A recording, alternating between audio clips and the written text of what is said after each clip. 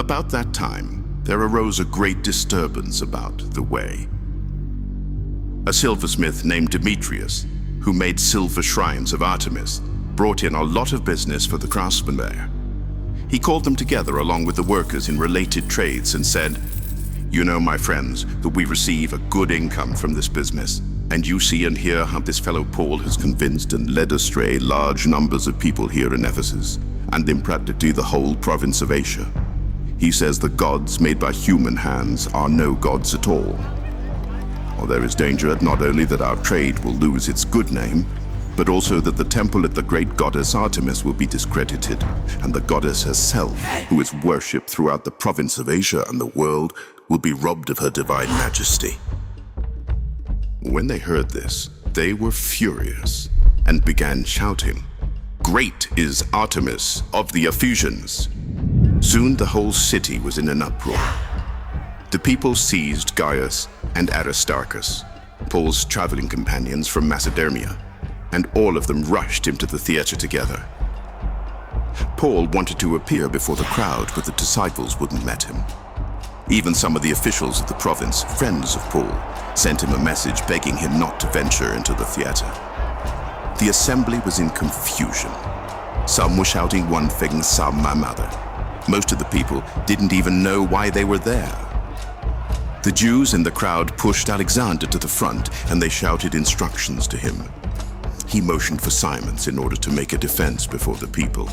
But when they realized he was a Jew, they all shouted in unison for about 2 hours, "Great is Artemis of the Ephesians!"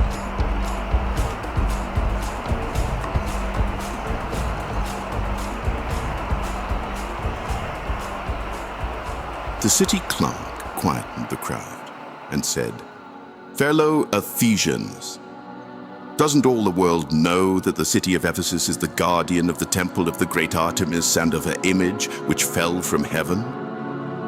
Therefore, since these facts are undeniable, you ought to calm down and not do anything rash."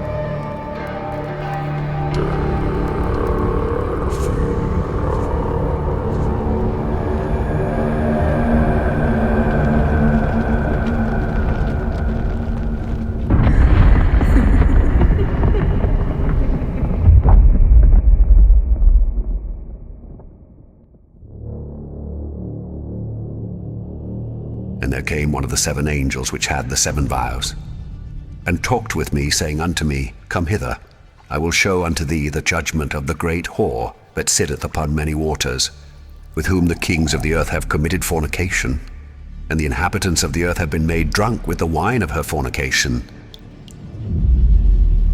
So he carried me away in the spirit into the wilderness. And I saw a woman sit upon a scarlet-colored beast, full with names of blasphemy, having 7 heads and 10 horns.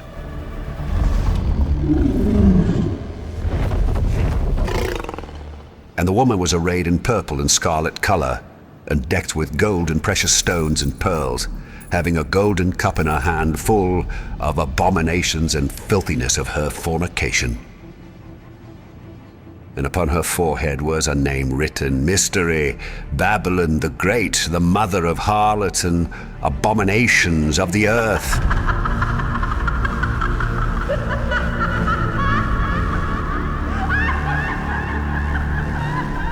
And I saw the woman drunken with the blood of the saints, and with the blood of the martyrs of Jesus.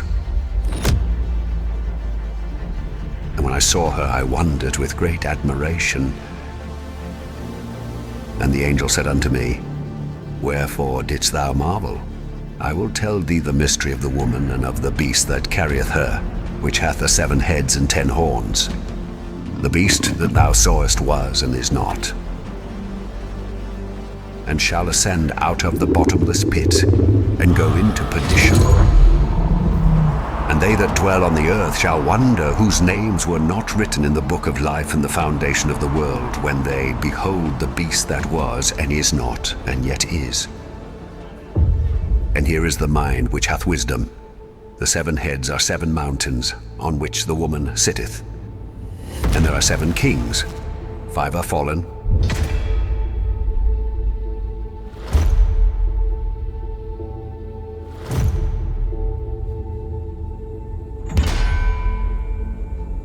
and 1 is, and the other is not yet come. And when he cometh, he must continue a short space. And the beast that was and is not, even he is the 8th, and is of the 7, and goeth into perdition.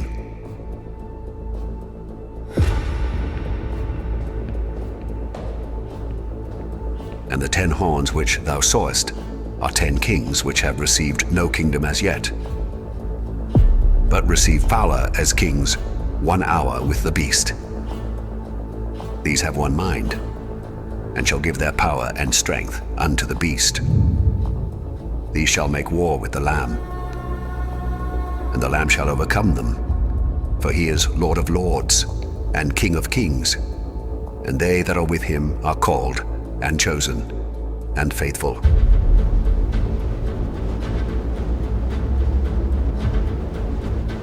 And he saith unto me, The waters which thou sawest, where the whore sitteth, are peoples, and multitudes, and nations, and tongues.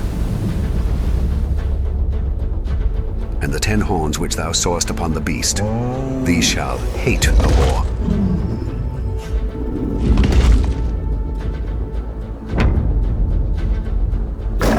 and shall make her desolate and naked, and shall eat her flesh,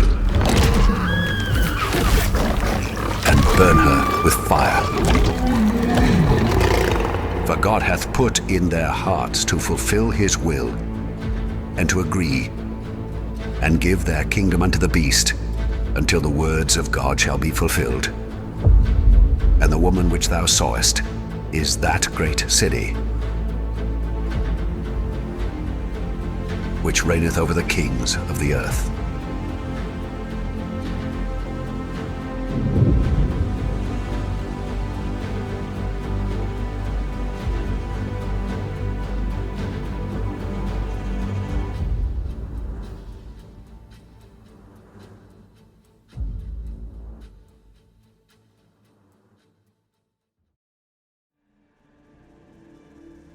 And after these things I saw another angel come down from heaven, having great power.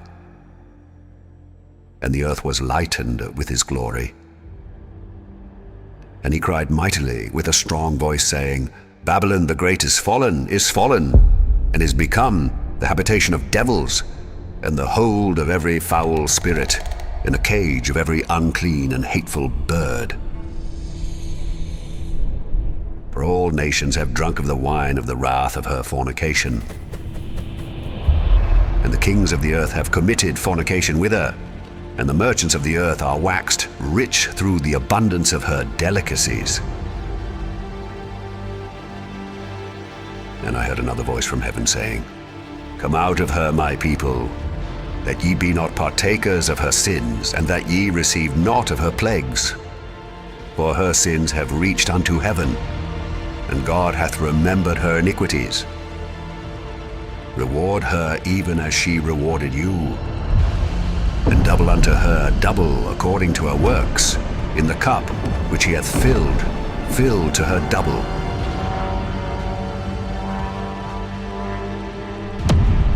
How much she hath glorified herself, and lived deliciously.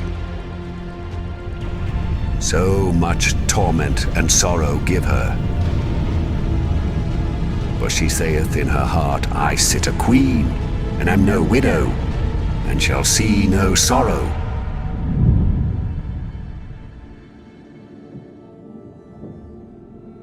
Therefore shall her plagues come in one day, death, at morning, and famine. And she shall be utterly burned with fire. For strong is the Lord God who judgeth her. And the kings of the earth who have committed fornication and lived deliciously with her shall bewail her and lament for her when they shall see the smoke of her burning, standing afar off with the fear of her torment, saying, Alas, alas, that great city Babylon, that mighty city, for in 1 hour is thy judgment come. And the merchants of the earth shall weep and mourn over her, for no man buyeth their merchandise any more, the merchandise of gold and silver and precious stones, and of pearls and fine linen and purple and silk and scarlet, and all fine wood, and all manner vessels of ivory, and all manner vessels of most precious wood, and of brass and iron and marble and cinnamon, and odors and ointments and frankincense and wine and oil and fine flour and wheat and beasts and sheep and horses and chariots and slaves and souls of men. And the fruits that thy soul lusted after are departed from thee, and all things which were dainty and goodly are departed from thee, and thou shalt find them no more at all. The merchants of these things which were made rich by her shall stand afar off for the fear of her torment, weeping and wailing, and saying, Alas, alas, that great city, that was clothed in fine linen and purple and scarlet, and decked with gold and precious stones and pearls. For in 1 hour so great riches is come to naught. And every shipmaster, and all the company in ships and sailors, and as many as trade by sea, stood afar off, and cried when they saw the smoke of her burning, saying, What city is like unto this great city? And they cast dust on their heads, and cried, weeping and wailing, saying, Alas, alas, that great city, wherein were made rich all that had ships in the sea by reason of her costliness, for in 1 hour is she made desolate.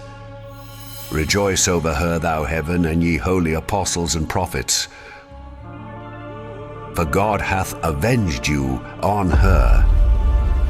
And the mighty angel took up a stone like a great millstone, and cast it into the sea, saying, Thus with violence shall that great city Babylon be thrown down, and shall be found no more at all. And the voice of harpers and musicians, and of pipers and trumpeters shall be heard no more at all in thee, and no craftsman of whatsoever craft he be shall be found any more in thee, and the sound of a millstone shall be heard no more at all in thee. And the light of a candle shall shine no more at all in thee, and the voice of the bridegroom and of the bride shall be heard no more at all in thee, for thy merchants were the great men of the earth, for by thy sorceries were all nations deceived. And in her was found the blood of prophets, and of saints, and of all that were slain upon the earth.